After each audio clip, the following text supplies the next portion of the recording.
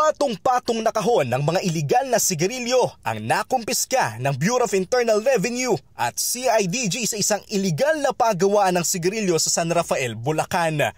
Nabisto ang mga kontrabando sa liblib at masukal na pabrika. Hindi talaga ito rehistrado, no? At all. Kaya yung operasyon na ito ay patago at illegal yung ginagawa nila dito dahil kapag magmamanufacture ng sigarilyo, kinakailangan na rehistrado pati yung mga makina at yung mga brands na nire-register. Dito, lahat ng mga nakita natin ay hindi rehistrado at illegal na nag-ooperate. Karamihan sa mga brand na nakalagay sa mga pakete ng Yossi ay imported. Pero ang hindi alam ng mga parokyano, gawa lang sa Pilipinas ang mga ito. Ang naturang mga sigarilyo, walang BIR stamps at kung meron man, pineke ang mga ito. Ayon sa BIR, nasa 750,000 packs a day ang napuproduce ng pabrika sa San Rafael, Bulacan at naibibenta sa publiko. Ganito kalalaking makina ang ginagamit dito sa isang iligal na paggawa ng sigarilyo dito sa San Rafael, Bulacan. Ang mga brand ng sigarilyo na ginagawa rito ay hindi makikita sa Metro Manila, pero talamak ang bentahan nito sa Central Luzon at sa Mindanao. Sinalakay din ng mga otoridad ang 5 warehouse sa Valenzuela na imbakan ng iligal na Yossi. Dito, pinaniniwala ang iniimbak ang mga iligal na sigarilyo mula sa San Rafael, Bulacan.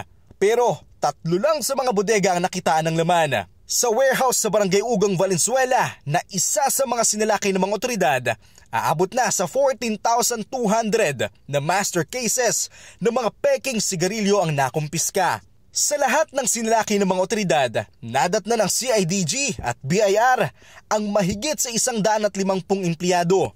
Karamihan sa kanila, mga Pilipino na empleyado na mula pa sa Mindanao. Habang 4 sa mga ito ay mga Chinese. Sa mga taga Mindanao, trabahong construction at bus driver daw ang pinangako sa kanila. Ngunit hindi nila akalaing sa iligal na gawain pala sila isasabak. Underpaid o halagang 500 pesos kada araw ang sahod na binibigay sa kanila. Libre lahat. Tulugan, pagkain libre. Samantala sa Mindanao, 250 lang adlaw namin. Sino man din papayag doon. Palagi raw nakakandado ang nasabing pagawaan at hindi sila pinapalabas. Napag-alaman natin ang 3 Chinese na sila ang mga driver ng mga truck na yan. They have Philippine driver's license at inimbestigahan natin dahil may mga address sila na local din.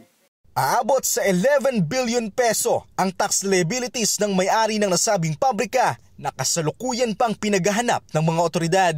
Posible namang umaabot hanggang sa Mindanao ang bintahan ng mga produktong mula sa pabrikang ito.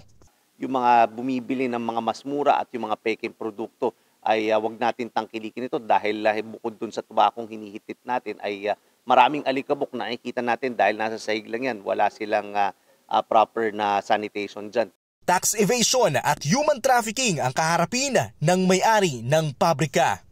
Isaiah Mirafuentes para sa Pambansang TV sa Bagong Pilipinas.